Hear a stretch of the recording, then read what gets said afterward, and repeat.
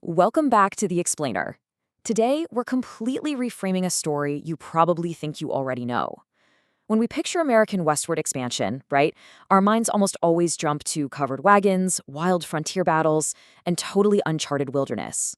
But the source material we're looking at today reveals a completely different reality. The true story of U.S. expansion isn't just a tale of rugged battles. It's actually a story of calculated bureaucracy. We're talking spreadsheets, legal maneuvering, and a whole lot of paperwork. So this brings us to a really profound question that I want you to keep in the back of your mind as we go through the evidence today. How exactly do you legally steal an entire continent? It sounds like a total paradox, doesn't it? Well, what we're going to explore is the meticulous weaponization of law and bureaucracy. The early United States didn't just take land by brute force. Instead, they built a massive paper trail to justify it, literally using the very legal systems designed to protect rights as tools for mass displacement. Okay, let's dive right into this with Section 1, the Imperial Real Estate Deal. We're rewinding the clock to the spring of 1803, which is the true starting point of this bureaucratic expansion. Take the Louisiana Purchase, for example. Two American politicians are visiting Paris, and they close what seems like the absolute sweetest real estate deal in human history. They doubled the size of their country for just 15 million bucks. But, there's a huge catch here. The U.S. didn't actually buy land ownership from France because France didn't own the land in the first place. Hundreds of native nations had already been living there for thousands of years. So what the U.S. actually bought was merely the imperial right to colonize that massive swath of North America without French interference. Basically, if the U.S. wanted the actual dirt, they still had to get it from the people who were already living on it. Which brings us to Section 2, the illusion of justice. Let's look at how the newly formed United States intended, or, well, at least claimed they intended, to acquire all that territory. George Washington perfectly captured the founding ideal of the time. The new nation really wanted to do things differently. They had just violently broken away from an old imperial power, so they didn't exactly want to act like classic conquerors. The official plan was that the administration of Indian affairs would be directed entirely by the great principles of justice and humanity. The goal was to use formal, legal treaties to negotiate and buy the land fair and square. Trade farming equipment, cash, and services for ownership. It was supposed to be a completely peaceful, transactional process rooted in justice. Now, what's really interesting about this is how quickly those lofty ideals of justice dissolved into what our source literally calls bureaucratic shenanigans. Because, unsurprisingly, a lot of tribes had absolutely no interest in trading their ancestral homes for some farming equipment. And when they said no, well, the growing U.S. government started playing dirty. They would get tribal leaders drunk to trick them into signing away land. They would literally appoint random people as fake tribal leaders and accept their signatures on behalf of an entire sovereign nation. When treaties were actually made and borders set, the U.S. would just ignore those boundaries the second white settlers moved in. And if a tribe, like the Seminoles down south or nations up near the Great Lakes, refused to sign any paperwork at all, the U.S. military would be sent in to force a signature through sheer violence. As the U.S. population exploded and tensions really escalated, we enter Section 3, weaponizing the paperwork. While the physical violence was undeniably brutal, the bureaucracy itself became the primary weapon of displacement. Just walk through this dark logic with me for a second, because this is the exact sequence of events experienced by the Sioux and Arapaho nations. First, year zero. They actually defeat the U.S. military in battle. Second, the U.S. comes to the table and signs a formal peace treaty fully acknowledging their land rights. At this point, they were supposedly safe. But then we hit step 3. 8 years later, gold is discovered on that exact land. So step 4, the U.S. simply breaks the treaty, redraws the boundaries, builds roads, and suddenly the land is just swarming with prospectors. The paperwork was only ever honored until it became economically inconvenient. 368. That is an absolutely staggering number. Over the course of almost 100 years, the United States signed and broke 368 treaties to make way for white settlers. The source points out that while there is this meticulous, giant paper trail of spreadsheets and agreements, it was ultimately just a facade of justice, covering up a relentless campaign for imperial conquest. To really understand the economic engine driving all this, we have to look down at the Deep South. There were 5 large native nations down there, including the Cherokee and the Seminole, who had actually lived side by side with European settlers for a long, long time. They had largely assimilated. Many spoke English, they practiced commercial farming, and they had legally binding treaties guaranteeing their land.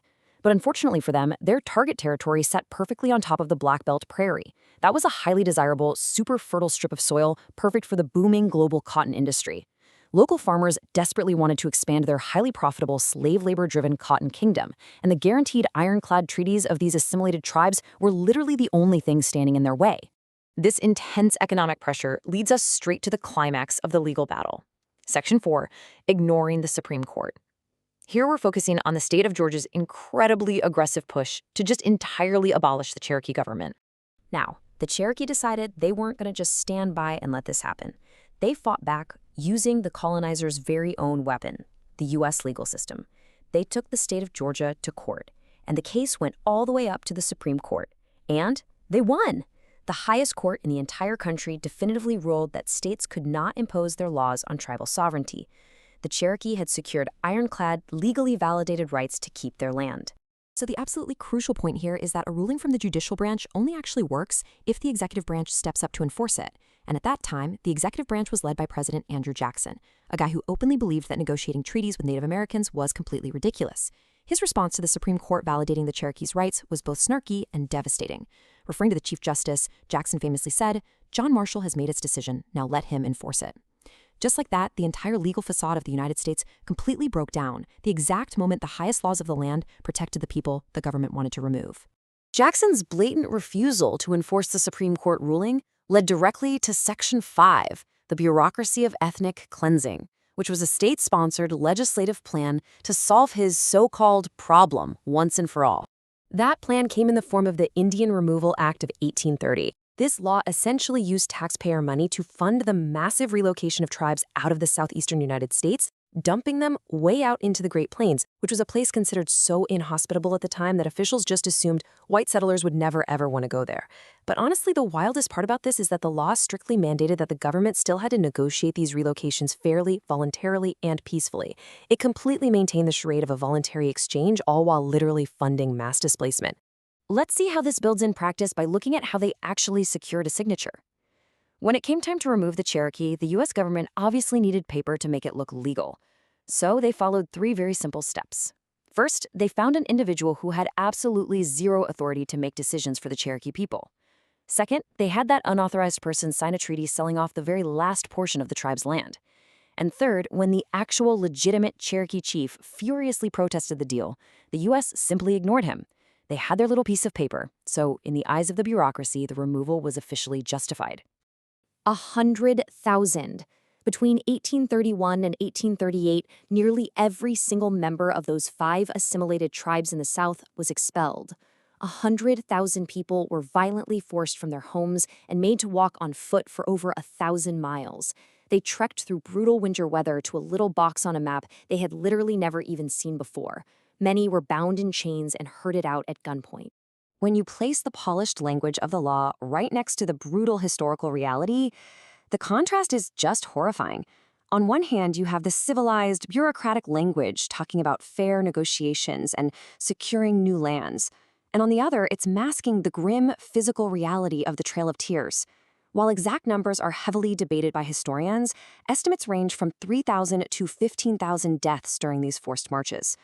As our source notes, this wasn't some tragic accident. It was a systematic, fully documented, state-sponsored ethnic cleansing project, all neatly organized into spreadsheets and receipts from the 1800s.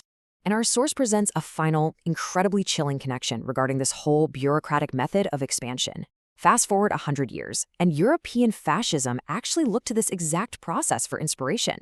Adolf Hitler specifically referenced American westward expansion when he was planning his own campaigns of ethnic cleansing. He compared the Volga River in Russia to our Mississippi, explicitly stating that Europe, not America, would be the new land of unlimited possibilities. That 19th century paper trail of pretend humanity quite literally served as a blueprint. Which brings us to a final, provocative thought to leave you with today. We've seen how treaties, laws, and even Supreme Court rulings were utilized not to uphold justice, but as calculated tools for systematic displacement. So, if the meticulous paperwork of the past provided a blueprint for some of the absolute worst empires of the 20th century, it really forces us to ask how much of the history we accept as law and order is actually just a well-documented facade. Thank you for joining this explainer, and keep questioning the paper trail.